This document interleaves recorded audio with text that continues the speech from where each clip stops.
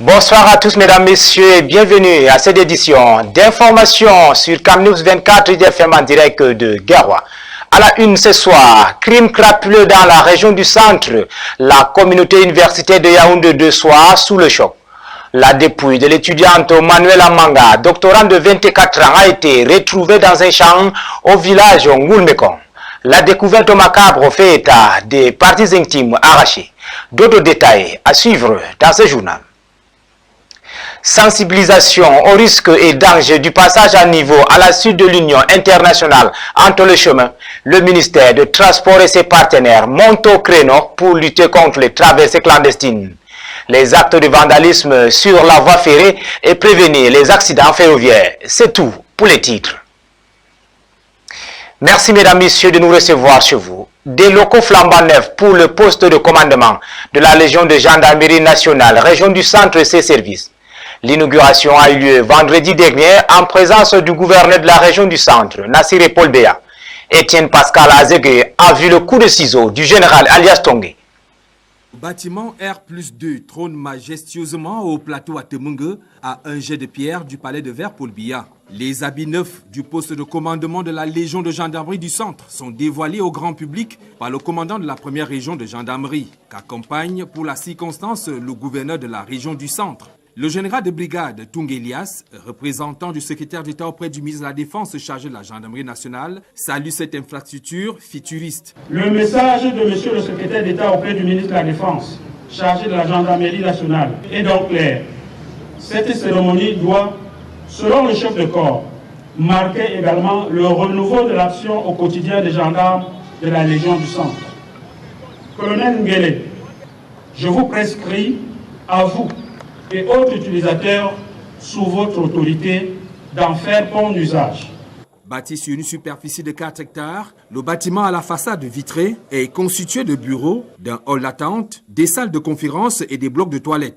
Ce cadre de travail agréable va booster la Légion de gendarmerie à assurer avec efficacité sa mission de coordination, de soutien, d'administration, des formations et unités territoriales et mobiles dans la région du centre. Nous vous le disions en titre, mesdames, messieurs, criminalité, la cité universitaire de Soie. Une étudiante de 24 ans assassinée et abandonnée dans un champ sans certaines de ses parties intimes. La jeune doctorante a été kidnappée vendredi dernier au quartier Omispora, Yaoundé. Sa dépouille jetée à Ngoulmekong, ses avisseurs exigeaient une somme d'1,8 million de francs CFA de rançon. D'autres détails dans ce reportage de Rodrigue Ngassi et Ben Christy Modio. C'est dans ce champ de maïs, situé derrière la chefferie de 3e degré du quartier Ngoulmekong, dans l'arrondissement de Yaoundé 5, que le corps charcuté de Manuela Nyando Momonga a été retrouvé ce samedi. C'est ceux qui sont entrés avec l'enfant. Comme vous voyez, ils sont entrés, dont une dame passée dans la rue de Petit Taxe de sang. Des traces de sang qui conduisent quelques pas plus loin à ce site. C'est là où ils découvrent la présence de cette jeune fille, déjà morte. Aussitôt, ils ont donc alerté la population et ils m'ont appelé.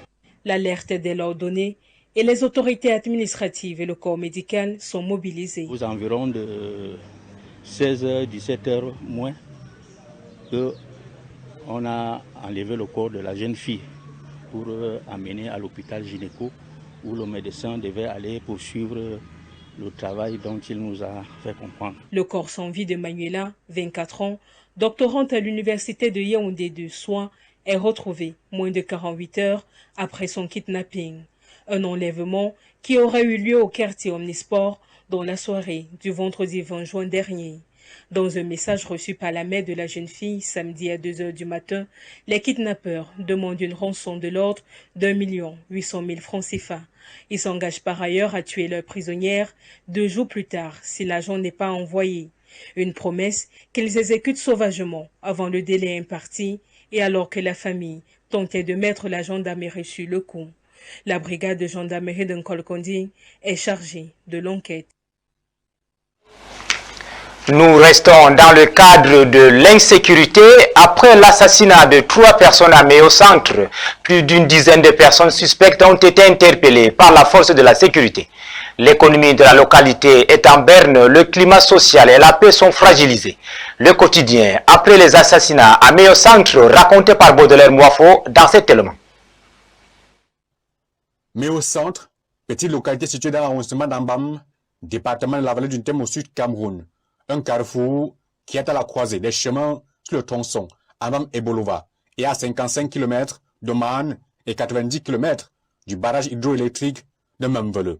Le climat social paisible qui régnait autrefois à Méo-Centre s'est transformé en peur. La cause est connue et les assassinats non élucidés.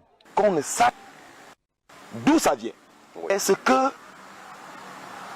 dans l'année électorale, on a désigné Moyo-Centre, qui est de la zizanie,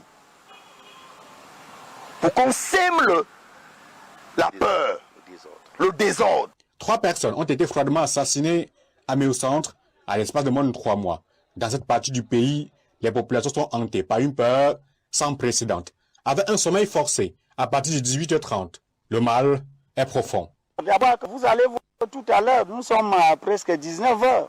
Presque tout est déjà fermé. Les gens sont en train de fermer les boutiques et autres pour se rendre à la maison. Et des fois, même chez nous, nous sommes obligés de créer des scellés, des portes à double scellé, c'est-à-dire on ferme à l'intérieur, on ressort par derrière pour cadenasser encore par devant. Le préfet, il y a le préfet. Bavana Dona, Jen, 7e, Enibimbe, Mouni, Bidje, à Kokuden, Yamoubien, Biawa. Et de là, avant la Dobia Beyanda respecté, Babou il faut bien pour Bamanda. Il va arranger comme il arrange à Bamanda. Il y a un gouvernement incapable. Bon Dieu, Bibo. Ici, l'économie locale et la paix sociale sont fragilisées. À Méo-Centre, les populations de la localité demandent le renforcement de la sécurité. Nous voulons moins ceux qui entrent dans, moins ceux qui font le bon travail. En tant que président des jeunes de la localité, surtout Méo-Centre, village, Carrefour. Donc c'est comme ça, nous souhaitons que nous voulons que la sécurité règne et non que c'est pas rester au bas. Donc le gouvernement est censé de renforcer la sécurité. Si les différents acteurs de la scène politique, sociale et les élites mènent les initiatives de sensibilisation pour un retour à la paix sociale, les populations de Méo-Centre demandent la création d'une base militaire ou la transformation de la localité en une unité administrative. En rattrapage, le Cameroun s'est joint à la communauté internationale ce vendredi pour célébrer la journée internationale du passage à niveau. L'unique opérateur de transport ferroviaire au Cameroun, Camrae, a organisé une caravane nationale de sensibilisation sur les dangers. Utiliser les rails n'importe comment. Christelle Gouda nous en parle. Nombre de Camerounais défient la mort au quotidien en empruntant les rails comme raccourci de fortune. L'utilisation abusive des voies ferrées comme pistes piétonnes par les hommes, les engins roulants et même les animaux, un phénomène pour le moins accidentogène, voire mortifère, que Camrail, en collaboration avec l'ONG Sécuroute, s'est engagé à combattre via une campagne nationale de sensibilisation. Camrail ne souhaite pas endeuiller les familles. C'est d'ailleurs pour cette raison que nous menons régulièrement des sensibilisations sur le terrain. Il est question ici d'impacter les consciences des populations afin de leur rappeler que le rail constitue un danger permanent, raison pour laquelle à chaque fois qu'on s'y approche, il faut être prudent. Il faut respecter les règles qui sont établies et particulièrement à l'approche du passage à niveau. Sous tutelle du ministère des Transports, la caravane s'est déployée au passage à niveau de l'hôpital général d'Ongousso, puis à l'abattoir des Touding Kolmbong, où brochures et flyers ont été distribués puis affichés. S'en est suivi une concertation avec les responsables des syndicats de motocyclistes. Autant de moyens mobilisés pour appeler à la vigilance et inculquer aux Camerounais la notion de sécurité ferroviaire. Dans l'actualité également, un incendie inconnu a sémé la panique hier soir à Mouako, dans l'arrondissement de Douala 3e. Les flammes ont dévoré une maison et les habitants effrayés tentés de maîtriser le mouvement suspect ont été emportés et le site reste interdit d'accès. Titi Freeman et Stéphane Bina.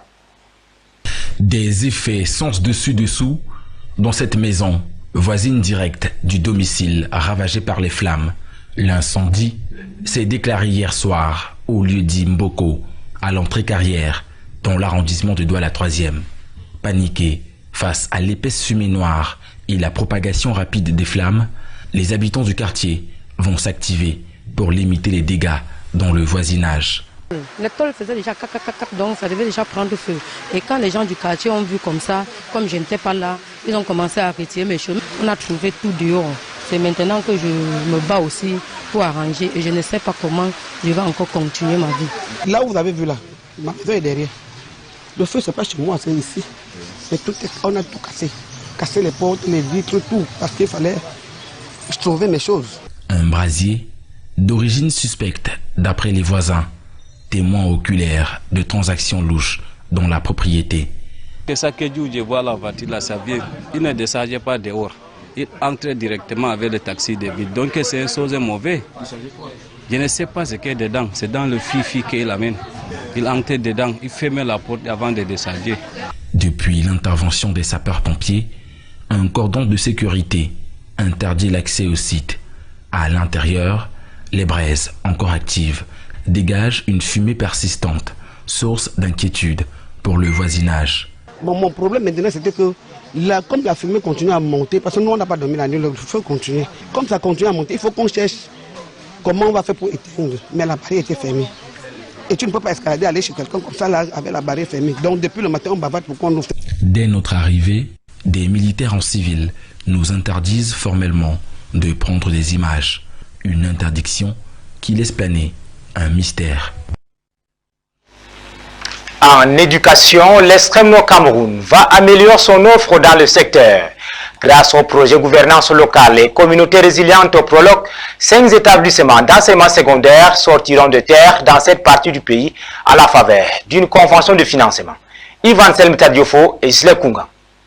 Un peuple bien éduqué est une richesse que l'on gagne. Cet adage sonne aux oreilles des populations de la région de l'extrême nord comme le sifflement du vent dans le désert. C'est qu'il n'est quasiment pas logique de parler d'éducation dans cette région et à plus forte raison de qualité de celle-ci. C'est dans cette veine que le projet gouvernance locale et communauté résiliente prologue s'inscrit dans le but, justement, de contribuer à la réduction de ce déficit criade. Pour ce faire, une convention de financement a vu le jour le 19 mars 2025 entre le projet et les communautés résilientes de la région de l'extrême nord, représentées par le conseil régional sous le contrôle du ministère de la décentralisation et du développement local. Ce financement va servir à donner un léger coup de pouce à l'éducation dans cette zone à travers la création de 5 établissements d'enseignement secondaire qui seront remis clé en main aux autorités locales dans le cadre de la réalisation des projets de développement locaux dans le domaine de l'éducation. Cette initiative rend compte de l'intérêt manifesté par le Conseil régional de l'extrême nord, soucieux de l'avenir et de la formation éducative des citoyens de sa zone de compétence. En priorité, des projets mis en avant dont le financement est assuré par le prologue à hauteur de 3 milliards de francs CFA. Pour sa première phase se trouve l'éducation que le Conseil régional de l'extrême nord considère comme la clé de voûte de l'avenir, a indiqué le ministère de la décentralisation et du développement local. Il faut rappeler que le prologue ne concerne pas seulement la région de l'extrême nord, mais 6 régions au total, l'Adamawa, le nord, le nord-ouest, le sud-ouest et l'est Cameroun. Il tire sa légitimité du décret du Premier ministre signé le 25 janvier 2024 pour une durée de 5 ans. Parlons à présent du mariage précoce qui demeure dans le Grand Nord Cameroun une réalité tragique. Des milliers de jeunes filles sont contraintes de renoncer à leurs rêves pour épouser des hommes qu'elles ne connaissent pas. Découvrons dans ces reportages les enjeux de cette pratique et les efforts déployés pour changer les mentalités. Boubacar Adam. Dans le Grand Nord Cameroun, un fléau persiste, le mariage précoce. Dans cette région riche en culture mais confrontée à de nombreux défis, des milliers de jeunes filles sont contraintes de quitter leur enfance pour entrer dans une vie adulte qu'elles ne sont pas prêtes à affronter. Malgré les lois interdisant le mariage des enfants au Cameroun, les traditions et la pauvreté continuent d'alimenter cette pratique. Pour beaucoup de personnes, le mariage est perçu comme une solution aux problèmes économiques et sociaux auxquels leurs familles font face. Rencontrons Amina, une jeune fille de 14 ans vivant dans un village isolé Elle partage avec nous son histoire poignante. C'est mon père qui m'a forcé, mais il a regretté après. Le premier jour, il a cherché à coucher avec moi, j'ai refusé. Je ne voulais pas. Le deuxième jour aussi, c'est la même chose. On a bagarré jusqu'à... C'est le troisième jour qu'il m'a eu.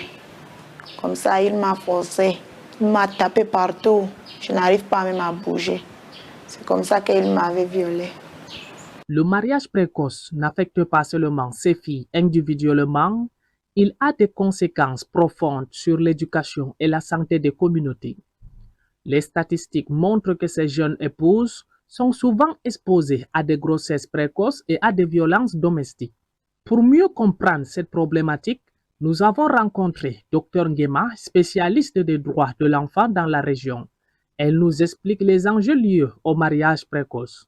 Nous offrons un suivi, l'encadrement et le suivi des filles et des femmes victimes et des survivantes de ces mariages précoces et forcés. Elles sont victimes de violences physiques, psychologiques, économiques aussi. Elles pensent à un moment à se suicider si elles continuent à être dans ces situations. Des organisations locales s'engagent activement pour sensibiliser les communautés et offrir des ressources aux familles. Chaque voix compte dans la lutte contre ce fléau. Le chemin est encore long, mais ensemble, nous pouvons faire la différence. Le changement commence ici avec chaque fille qui rêve d'un avenir meilleur. Au-delà des frontières camerounaises, les frappes américaines de dimanche ont marginalisé les Européens qui tentaient de relancer des négociations avec l'Iran sur son programme nucléaire, estiment les experts. Suivons le récit de Jean Barrière. Dans un contexte d'escalade guerrière, l'Europe souhaite faire entendre sa voix et espère ramener les différentes parties à la négociation, quitte à marteler un message devenu presque inaudible. À moins bien sûr d'engager une guerre éternelle contre l'Iran. La seule manière de parvenir à un retour en arrière durable, robuste, vérifiable pour les années et les décennies à venir, c'est par la négociation, c'est par un accord contraignant comme celui que nous avons obtenu il y a 10 ans. Si quelqu'un a une autre idée, je l'invite à se signaler. Les ministres et hauts représentants des affaires étrangères réunis à Bruxelles s'accordent également pour appeler à la désescalade. Alors que les échanges de frappes continuent, ils exhortent l'Iran à ne pas répliquer en visant notamment les bases américaines ou en paralysant le transport maritime. Les ministres se concentrent sur les solutions diplomatiques et les craintes de représailles et d'escalade de cette guerre sont énormes. La fermeture du détroit d'Ormuz par l'Iran serait particulièrement dangereuse et néfaste pour tout le monde. L'Europe cherche à maintenir son rôle de médiateur entre les différentes parties, parlant aussi bien aux Iraniens qu'à Israël et aux Américains, mais souhaite engager toutes les parties au dialogue. Nous avons besoin d'une solution négociée. C'est plus urgent que jamais. Et l'Iran est désormais appelé à se préparer à des négociations directes avec les États-Unis. Au sein du format E3, nous allons apporter notre contribution. Vendredi dernier, sous ce format incluant les Britanniques, les Européens avaient pu échanger directement avec le ministre iranien des Affaires étrangères. Un dialogue qu'ils souhaitent aujourd'hui pouvoir maintenir et faire fructifier. C'est la fin de cette édition d'information du soir sur Camnews 24 IDFM 103 en direct de Garoua. Mesdames, Messieurs, merci de nous avoir suivis. Restez en compagnie de nos programmes qui se poursuivent. Excellente soirée à tous.